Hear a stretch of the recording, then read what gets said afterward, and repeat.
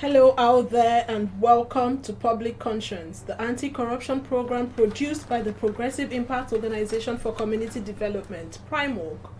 I am Adaobi Obiabumo and I'm with Esther Bassi. Thanks for joining us. On Public Conscience, we seek to evolve a corruption-free society by drawing government and citizens' attention to corruption reports and issues for prompt democratic actions against them. We also promote integrity by amplifying rare cases of the display of honesty by public and private individuals.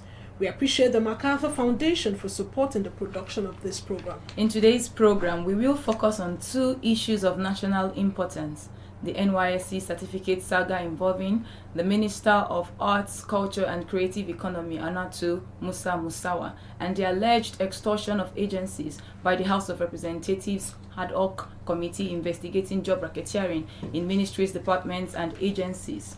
We will take an in-depth look at the rationale beyond Hannatu Musawa's appointment, whether it's legitimate or an aberration. Interestingly, while Nigerians were excited that federal legislators took interest in probing corruption in the public sector, an investigation emerged accusing the lawmakers of extorting money from agencies under investigation by proxy. However, the chairman of the ad hoc committee, Yusuf Gadgi, had refuted the allegation. Premium Times recently published investigation on the NYSC controversy involving Minister of Arts, Culture and Creative Economy Hannatu Musawa and alleged extortion of public institutions by the House of Representatives ad hoc committee investigating job racketeering. You will be hearing more about it shortly. Today's program seeks to remind the President Bola Tinubu-led administration of the need to uphold the rule of law as it concerns the Honorable Minister of Arts, Culture and Creative Economy, Hannatu Musawa saga, and strengthening the fight against public sector corruption. Part of the growls people are having is that the minister is currently a serving corps member. Hence the question the federal government must answer now is, can the Minister of Arts, Culture and Creative Economy be a youth corps member and a member of the Federal Executive Council at the same time? For you out there as a citizen, do you think the NYSC certificate should prevent a sound Nigerian from getting appointed as minister? Should a mere certificate curtail the chances of Hannatu Musawa from functioning as a minister? Are you worried that standards are being broken in this case? What do you make of the extortion allegation against members of the ad hoc committee investigating job racketeering? And how can the federal government better fight public sector corruption? Be ready to join us through phone and text messages during this conversation. The WhatsApp phone line to send your message is 0902-265-6167, and that is 0902-265-6167. Please indicate your name and your location when sending your message. This number is for messages only. Please begin to send your messages as soon as possible to 0902-265-6167. That is 0902-265-6167. We will give out the numbers to call shortly. If you just joined us, the focus is on the NYSC certificate saga involving Minister of Arts, Culture and Creative Economy, Hannatu Musawa, and the alleged extortion of the public institutions by the House of Representatives ad hoc committee investigating job racketeering in ministries, departments and agencies. It will be recalled that the administration of President Bola Tinubu last week revealed its 8-point agenda, which included fighting corruption and protecting the rule of law, amongst others. But joining us in the studio with more of these investigations are Premium Times journalist Qasim Suleiman. You're welcome to the program. Thank you for having me. We also have Bakari Majid. You're both welcome to the program. Thank you so much. We will be joined shortly via the phone by the coordinator of the Center for Social Justice, Eze Onyekwere. But let's start today's discussion first with Qasim Suleiman. The NYSC certificate saga involving Minister Hannatu Musawa has been in the public domain. Could you tell us why Premium Times had to do a further investigation? Well, it's out there when the NYSC, confirmed. Before the NYSC, an organization come out to allege that the minister is actually, while a serving minister of the Federal Republic of Nigeria, is also a serving corps member. And the NYSC confirmed that this is true. So before then, Premium Times had done a series of reporting, especially when she was before the Senate during the screening for the ministerial position. Premium Times reported how just 3 years ago, in 2020, the same Senate, that's the 8th Assembly, the 8th or 9th Assembly, the 9th Assembly, rejected her nomination because she could not provide evidence of a discharge certificate for NYSC, or at least an exemption certificate.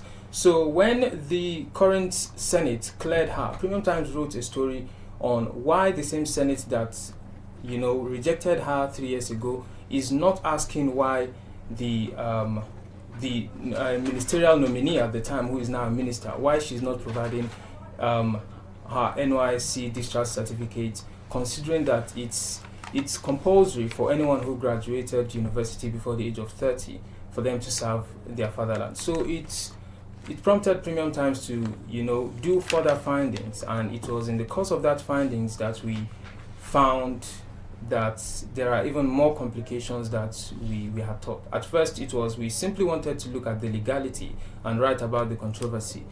But when we started looking, we found even a more complicated, story. So what were the stories you found when you started looking? Because in the Constitution, it is not mandated for the NYSC discharge certificate is not mandated for the ministerial appointment. Yes, it is not. The reason why we are looking at it was because she graduated. It is mandated for any Nigerian to serve and to get any job from the Federal Civil Service to the private sector. So it is simply logical that the same house that rejected her 3 years ago would do the same. So when we started looking, we found that the minister actually started serving in 2002. She started serving in Ebonyi, in Abakaliki. She was posted 2002 or 2001?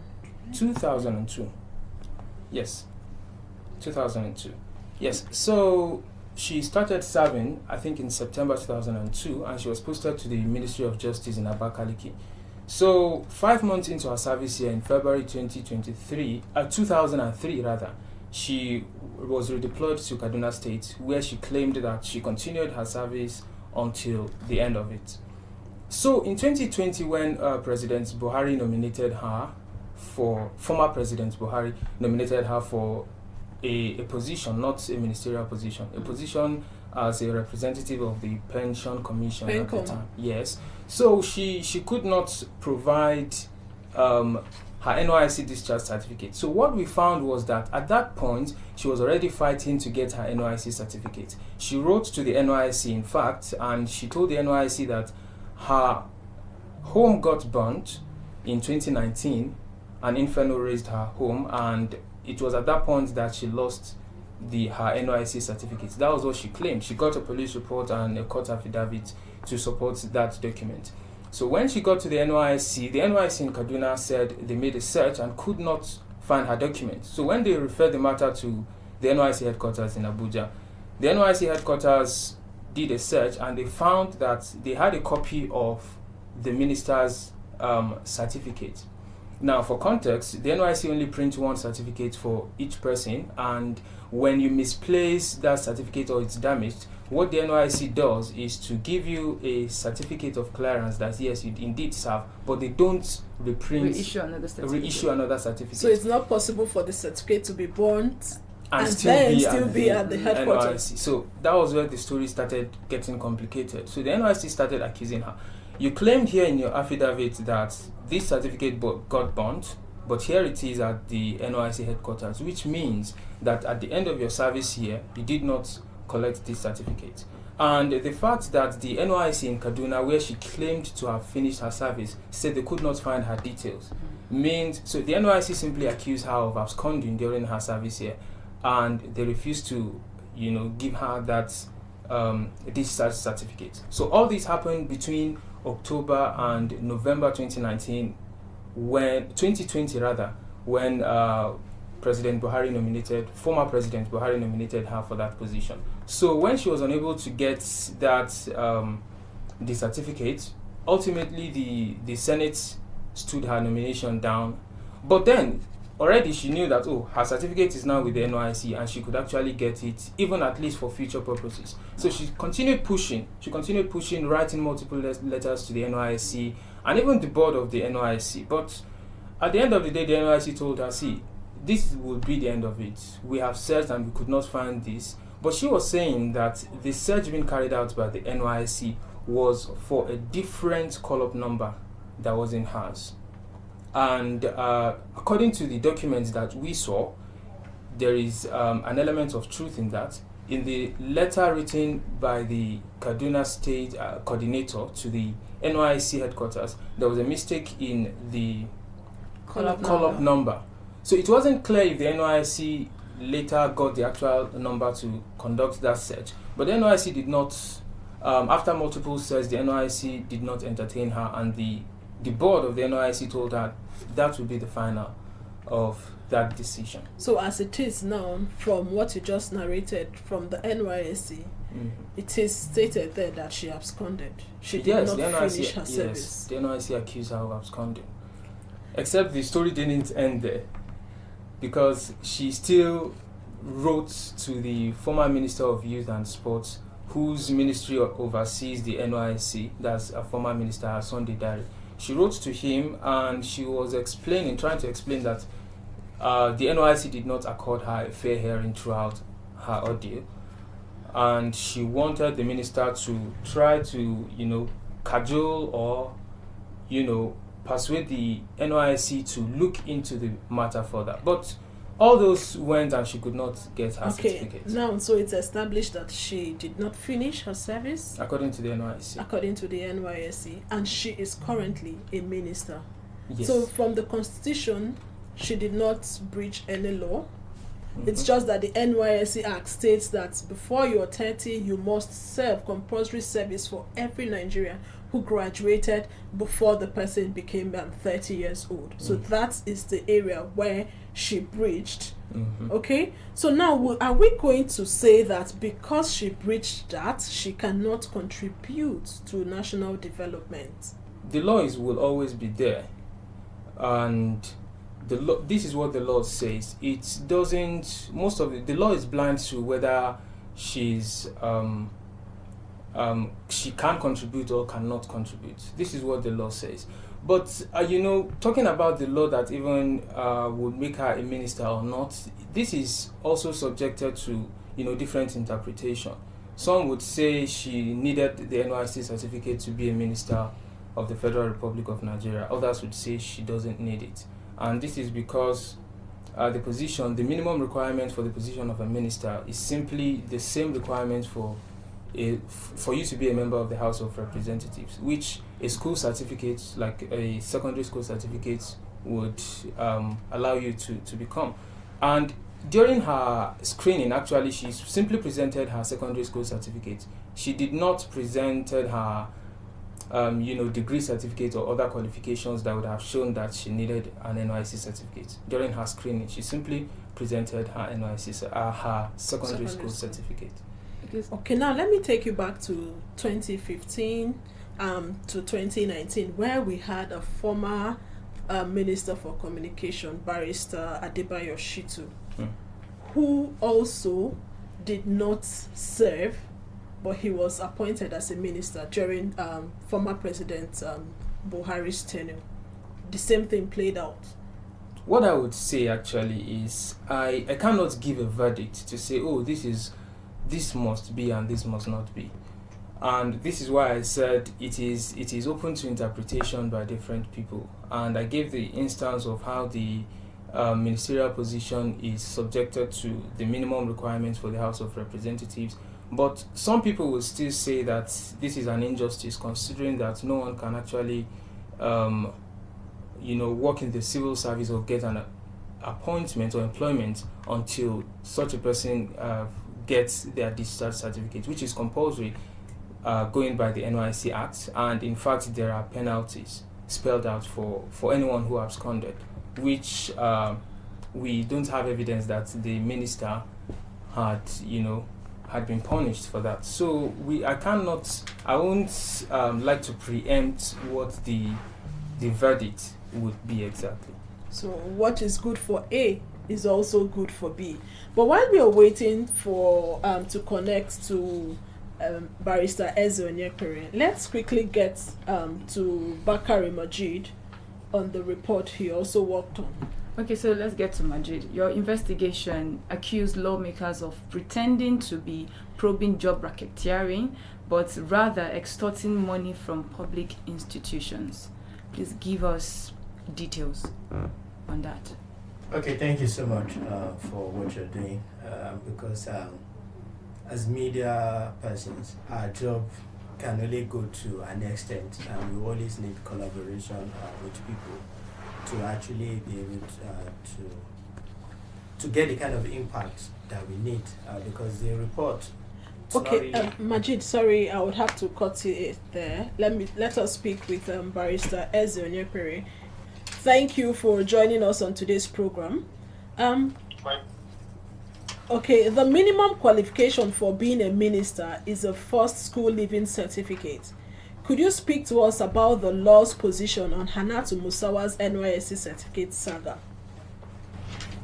Well, let's start by saying that the National Youth Service Corps scheme is compulsory for every Nigerian who graduated from the university and had not reached the age of 30.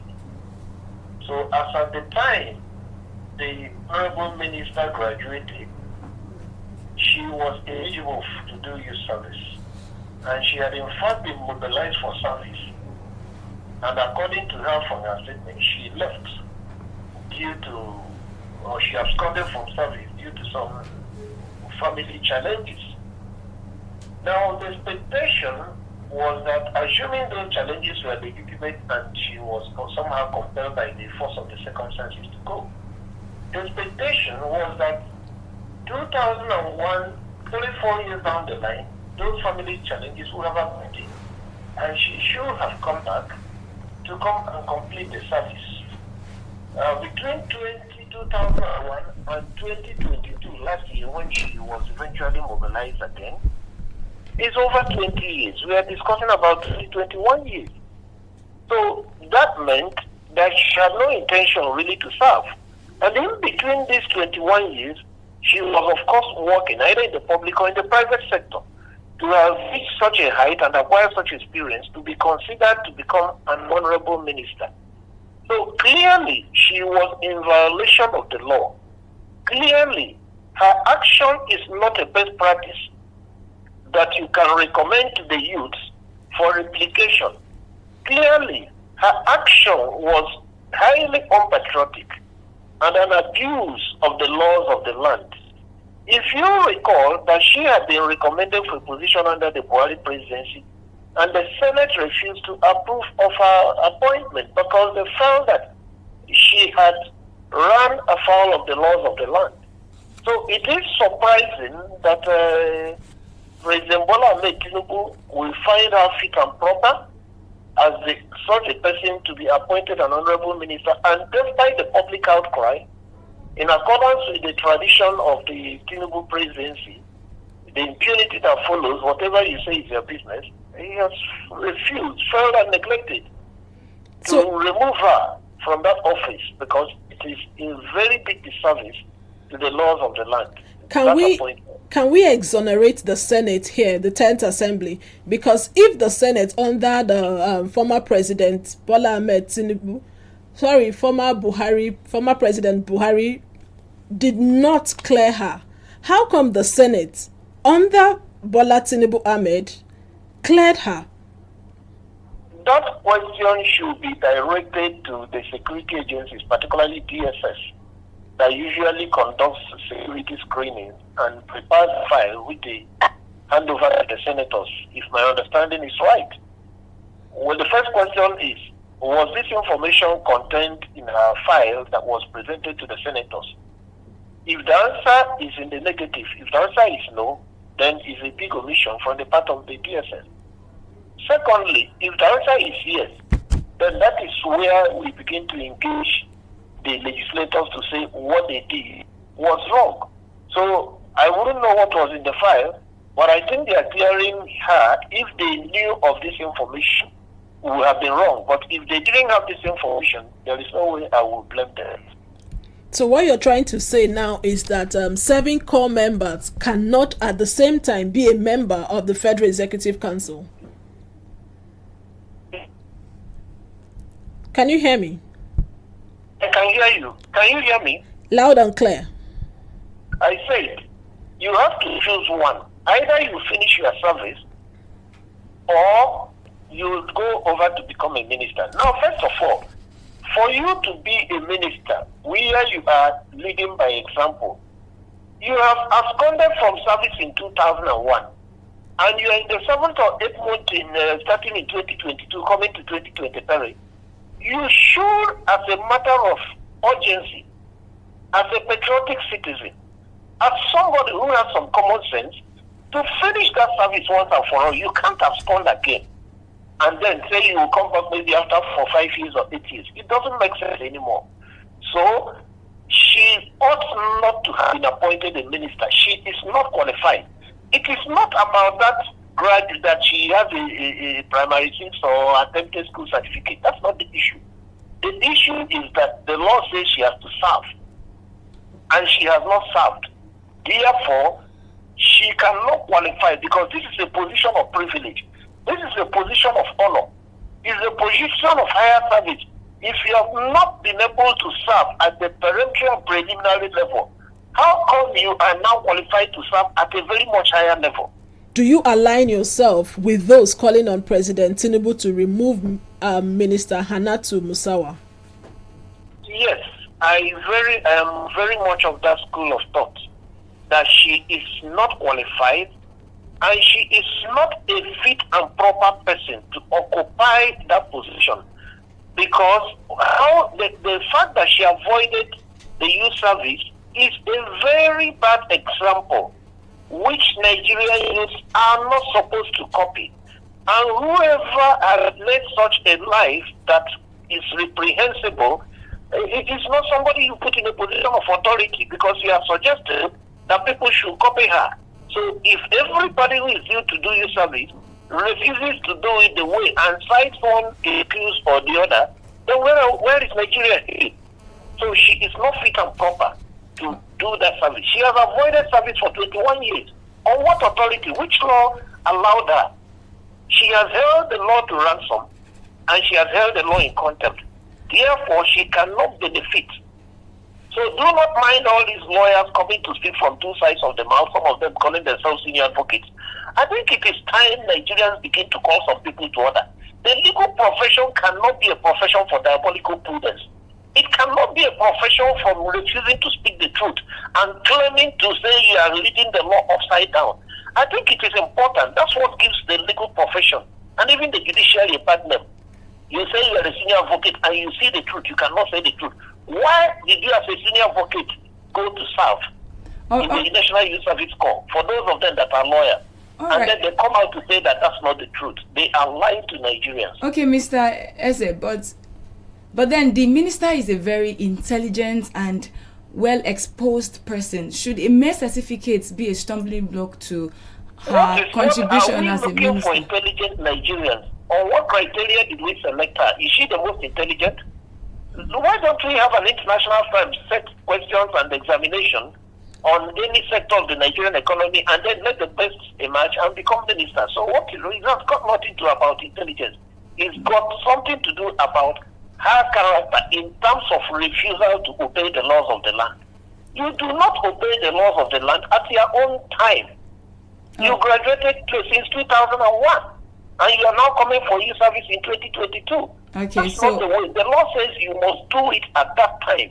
If you don't do it at that time, You can come back the following year or 2 years after, not 21 years after. All right, let me hold you up. Let me hold you up there. How would you react to the extortion allegation against the House of Representatives ad hoc committee investigating job racketeering in ministries, departments, and agencies? If you can give me that response in 1 minute.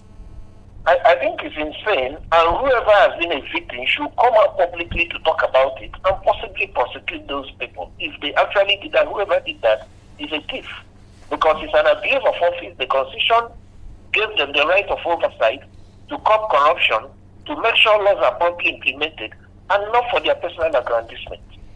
Okay, thank you so much, Barrister Ezo Nyepere, who is the coordinator of the Center for Social Justice. Thank you for your intervention at this time. My pleasure. Bakari, you're giving us details on your report. Yeah, so the report, I think at this point now, it has become more of a report because we've almost turned it to a series, because we've had the first one, the second one, and also the third one that was released just this morning by 6 o'clock. So if I may give you a rundown, of course, the committee was mandated by the House of Representatives to actually look at employment racketeering and management of the IPPIS. So when the committee started, like every other media organizations out there, we were almost reporting them in the phrase that we used as back-to-back, whatever, because there were a lot of things that we could refer to as disgusting and rotten that that were coming out of a lot of ministries, agencies, where you see a director in an agency which from a particular local government, and at the point where recruitments were done in that agency, you realize that probably in his own local government alone, maybe 7 out of the entire 11 that came out from the state. So at that point, we reported it sincerely, and we allowed Nigerians to know what was happening in some of those agencies. But at a point, we noticed that the committee has, shifted away from that mandate and has become like some sort of a racketeering ring on its own, which is ironical that a committee set up to actually investigate corruption and make recommendation has somehow become that same thing it was mandated to investigate in the first place. So that was when, at that point, that we realized that there's a need to look beyond, the soft. Okay, if you're just joining us, you're on to Public Conscience with production of Primark, the Progressive Impact Organization for Community Development. We still have Bakare Majid and Qasim Suleiman, both journalists with Premium Times. All right, so your submission, you said that the people that were set up, committees set up to look into corruption and the abuse of power, are the one now exhibiting the issues or the ills that they were meant to correct, if I may use the word. Then from your investigation, in what way does this extortion happen? You can't just say, okay, I feel this way or I think this way, because it's not an opinion piece. You must be able to substantiate it. So what we're able to achieve with this investigation is not just to insinuate or to adduce or send, but to be able to provide evidence and say, this is how it happened. These are the people involved. And so how did we start? We were able to get some of the vice chancellors who the committee actually demanded money from, and said, what is happening? This is what we think is happening. And some of them actually told us anonymously and said, yes, indeed, this is the amount of money they're asking for. This is the persons who reached out to us. This was the day they reached out to us. This was even, in fact, the deadline they gave us to actually pay this money. And that was how our investigation started. And we reached out to some of the lawmakers who were involved and said, this is what we heard. Can you provide more information? And of course, they said, no, we're doing our work in the interest of Nigeria, the whole usual, how would I put it? Yes, which they presented. We said, okay. So we continue with the investigation, by reaching out to more people, working on the phone, trying to get some of the people who were involved. And so we decided to do it in part and say, okay, this is the first what we have. Then we pushed it out. Then we got the usual pushback of, oh, this is an attempt to distract the committee. This is, some people are blackmailing you. We've almost got the who is bankrolling you question and say, who is sponsoring you to do this? Then we stop and say, look, this is what we know that you've done, and this is what we presented. And the House of Representatives also issued a statement that they are going to investigate, even though in the same breath they were, standing by, the lawmakers, even before they investigated. Then we proceeded again by not just stating that this is what you've done, by providing, because, and let me tell you how they were able to set up the racket. One of the lawmakers who spearheaded it reached out, used one of his agents who was able to get a bureau de change operator in Abuja, got the person's contact, then sent it to the person who was coordinating among the vice chancellor and say, okay, here's the money, here is the account number. You pay in as though you want to buy some dollar. Then afterwards, after you pay the money in, then of course they will give the dollar to someone in cash. So that is how the process was supposed to run. Who told? How did you get this information? Of course, we will, and that's why I'm saying that what you read out is just the first part of the investigation, because we've subsequently done two. We've spoken to the BDC operator that his account was actually used, for the scheme, who actually spoke to us on the record. It was a over 1 hour interview that we had with him. We'll be able to uncover the agents that the lawmaker used, who happened to work in the lead British international school, a school owned by Oluwole Oke, the man at the center of it. So did you also speak with the Vice Chancellor? Yes, of course we did, and that is where it becomes. This is where it became interesting. Last week Thursday, we're supposed to publish our second part of the story, because both the lawmakers and the Vice Chancellor did not know to the extent of the kind of information that we had. So they thought it was just a one-off thing. I said, oh, they've released everything. Okay, let us start cooking some scheme to do the cover-up. The agreement they had was that, okay, this is how we are going to cover it up. We are going to come back to the committee and say that, yes, we indeed transferred money to this BDC. And all we did was to use the money to buy dollar for a conference we were supposed to go to in the UK on last week Monday, this past Monday that just left us, which was on the 5th. So we knew that they were going to do that. So we didn't publish our story. We said, okay, we are going to hold on to it. And truthfully, they came and did that same thing we predicted that they were going to do. Did they travel? The Vice Chancellor of the University of Jos, Tanko Isaiah, was the one that spoke on behalf of the Vice Chancellor and said, look, after the meeting we had with the lawmakers, we later had another workshop in Abuja on the 16th. And in that, some people said they needed dollar. And we said, okay, because they needed a favorable rate, so let us look for a BDC that can give them a favorable rate. That was what he told them. But unfortunately, we expected the lawmakers to be able to ask questions. Where did this particular workshop that you guys had, where did it happen? How many of you were there? Who linked you up to the BDC? Basic questions.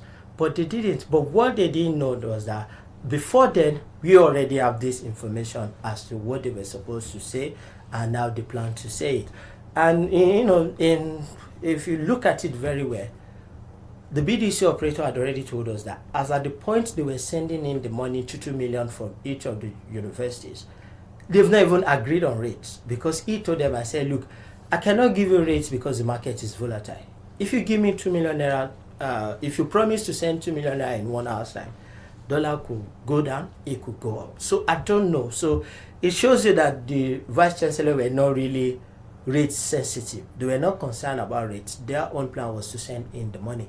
And as at then, the BDC operator thought it was dealing with Leeds University, Leeds British International School in Gwarimpa, the school he has been doing business with for a very long time, not knowing that it was in any way connected with the House of Representatives. So it was a very, very complex scheme that they put forth, and it's a scheme that has been working for years, because the parallel market is a very, very unregulated market. So it's a market that is cash based. So I can go there today give cash to someone that is from very, very, maybe from a shady deal, and the person gives me $1. I'm not supposed to register my name or my pictures being taken. I just walk away, and it leaves a dead end, because whoever is tracing that money just get to that man, and the man say, I've done a legitimate transaction with this person, I don't know him. Okay, thank you, Bakari. But I would come back with the investigation, because you said the House of Representatives said they're going to investigate this. But when we come back, we'll take that. It's time for us to get the person listening at the other end of the dial to join in the conversation. Remember that the program is interactive. The phone line is send your message to 0902-265-6167. We've been dealing with 2 different topics here. The issue of the certificate saga with respect to the minister, Hannatu Musawa, and also the alleged corruption also taking place at the ad hoc committee investigating corruption at the House of Representatives. How would you react to it? Do you think that a serving corps member cannot also take up another job with respect to being the minister of the Federal Republic? Should a mere certificate scuttle the chance of Hannatu Musawa from functioning as a minister? What would the minister's continuous stay in office mean to our democratic development? Well, it's definitely setting a precedent that anyone could actually be a serving corps member and, perhaps hold such a ministerial position. And today it is a ministerial position. Tomorrow it might be perhaps a bigger, or more important position. So I think it's setting a precedence, and we need to be careful the kind of precedence that we set by the things we do. Okay, if I may come in, there's a morality question here, for instance, because the main fundamental objective of NYSC is towards national unity. That let us create a scheme where a young man who probably lived in Akwa Ibom could get the opportunity to live for 1 year in Maiduguri, and the same thing for someone who grew up in Kano could also get opportunity to live in Lagos for 1 year. So that is the essence of it. And they call it they call it service, because most of the time it's very, very uncomfortable for you to do. So if you have someone who is a minister, who for reason best known to her could not even endure, the old music. Let me take this call. Hello, your name and where you're calling us from? This is Comrade Israel from Ibesa, Lado, Tota. Okay, let's hear you, Comrade Israel. Yeah, I think the topic for today is of 2 divisions. Though I will just talk on the last one, the rep extortion. I think the committee, it is vice versa, both the rep committee and the board, the ministry itself. That's how they've been doing. So it's not need to assist them. I just think I just pray that this thing begin to go down a bit, so that it will become a cancerous element in our vein. Well, I could remember in the time of Farouk, one of the rep member there, Farouk, that was when he was chairman of the to probe is it person TD. Farouk collected the money for the other was recording him. So I think this issue has become a norm in our system. And I can remember of recent, a rep from Ogun East, Ogun West, is a rep member now, Honorable Abiodun Izia, was a federal character commissioner. Immediately they resumed, he was more than raised that the federal character ministry was collecting, collecting money from those who are employed. So what do you think should be the solution? The solution is both the committee and the ministry. That should be a check and balance, so that we will not be extorting the Nigerian youth who are qualified, who are seeking for job. All right. That there should be check and balance both at the rep committee and the ministry. Thank you. Thank you so much, Comrade Israel, for your contribution. Hello. Hello. Yes, your name and where you're calling us from. This is Barrister Godwin. I'm calling from Dubai. Barrister Godwin, let's hear you. Okay, my contribution is on the issue of the minister serving after 21 years of graduation. And I know that the law is that there is an age limit for service. I want to know, is she still under the age of 30? If she's not under the age of 30, the question is, who mobilized her to serve? On what basis was she mobilized to serve? So it means that there is, multiple infractions of the law for whatever reason, both on her side and on the side of NYSC. Why would she be mobilized to serve after 21 years? I do not want to believe she is still under the age of 30. And if the maximum age for service is 30, why is she allowed to serve having clocked more than 30 years? So I do not think there is any justification for her to continue to even serve in the first place. All right. So I believe that the proper thing to have been done is, if she's more than 30 years, they grant her exemption. If she's not qualified for exemption, maybe I wouldn't know how to resolve her issue. But she started her service when she was below 30, as far back as early 2002. As at that time, she was below 30. Is this a continuation of the service? Is there a law that provides that if you abandon service and stop from service, your service can continue to run until you come back? So now we are looking at the legal aspects of National Youth Service Corps. Is that what you're saying? There is no such provision anywhere. So if she had abandoned her service, the question is, which law permits her to serve after 21 years? Is there any provision in the NYSC Act that says she can come back after 21 years on the basis of the abandoned service? All right, thank you so much, Barrister Godwin, for your contribution there. So for me, I think that all they are doing is illegality, both on her side and on the side of NYSC that mobilized her. And we are Nigerians, and we know that she must have been mobilized because of who she is.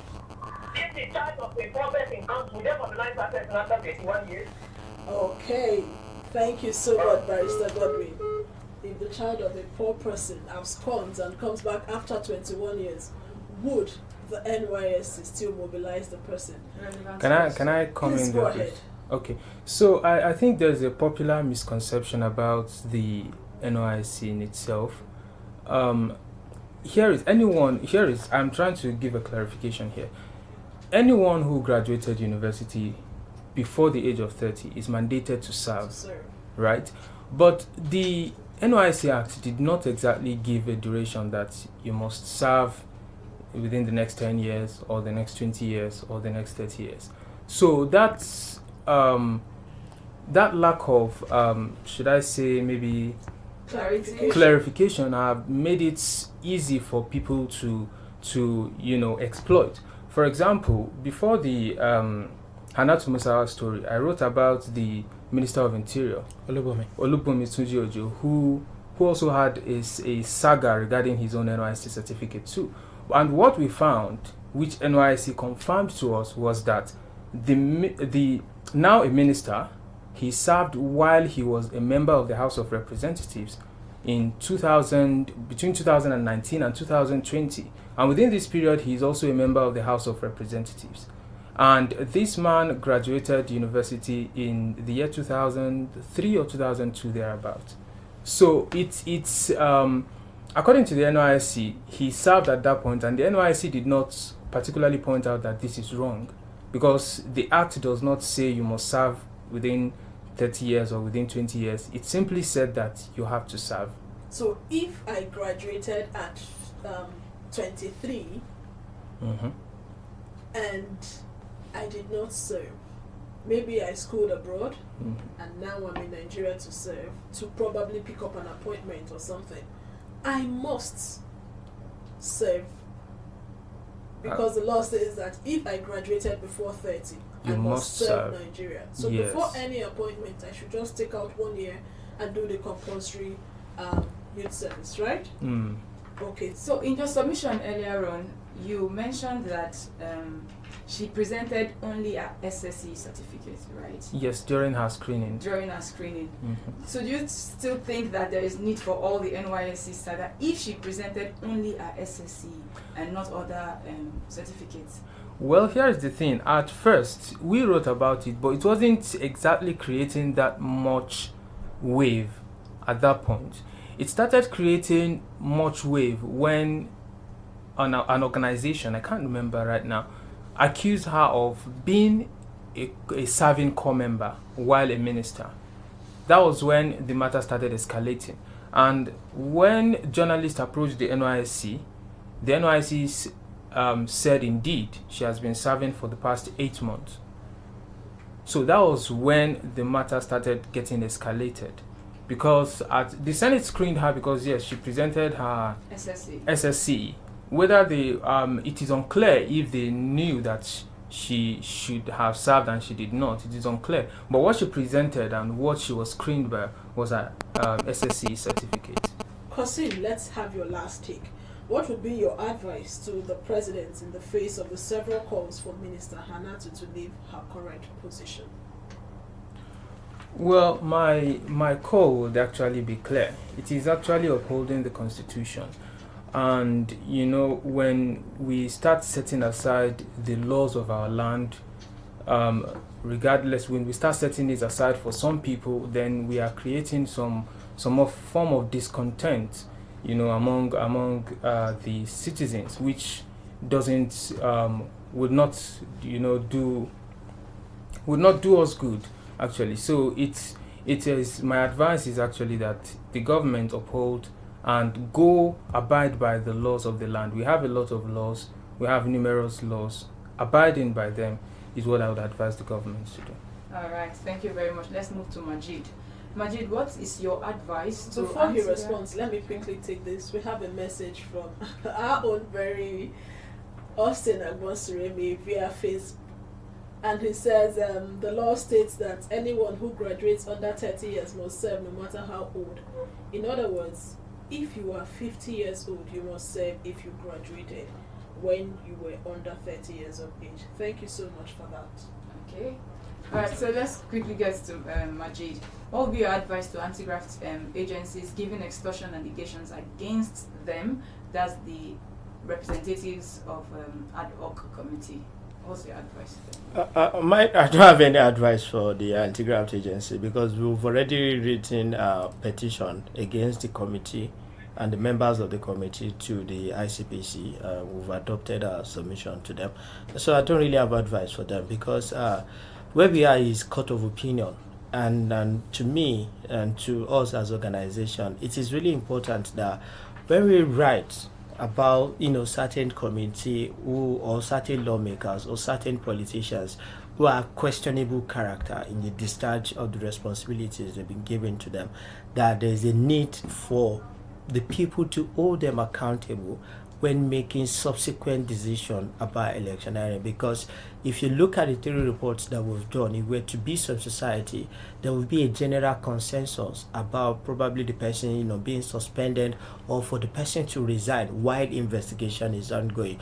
But we've got to a point where we become so numb to things that ordinarily should get us to ask certain questions, because if not for the for the want of time, there would have been a need to have broader conversation about the whole thing. But I would just summarize this way, that the committee was set up to do a very, very important job, and that was why in the setup of the committee it was not just ordinary 30 members. They did each state to be represented, because questions around unemployment or competencies in agency are so important that you have situation whereby people who are competent are outside while the no man persons are inside. So it should have been something that is so important, but unfortunately the lawmakers that were saddled with that responsibility decided that couple of millions from agencies is more important than something that could define any government, because the quality of any government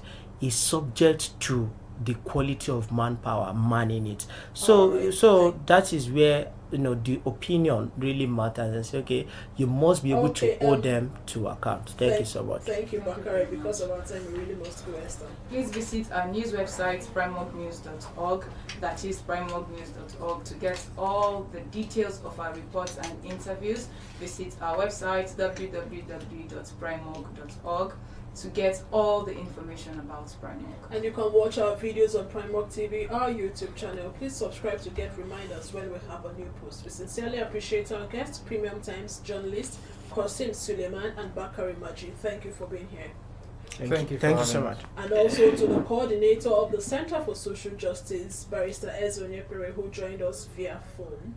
And thank you all once again for being a part of today's program. Public Conscience has the support of the John D. and Catherine C. MacArthur Foundation, committed to building a more just, verdant and peaceful world. Get more information about the foundation on its website, macfound.org. Join us again here next week for another episode of Public Conscience, and remember to follow us on Facebook, Twitter, which is same as X, and Instagram @officialprimorg. I am Esther Basi. Remember that birth registration and birth certificates are both free if your child is under 18. Help stop the corruption in birth registration and do not pay for birth certificates. Also remember that you can give us information or hints about corrupt acts through our phone at 0902-265-6167 or info@primorg.org.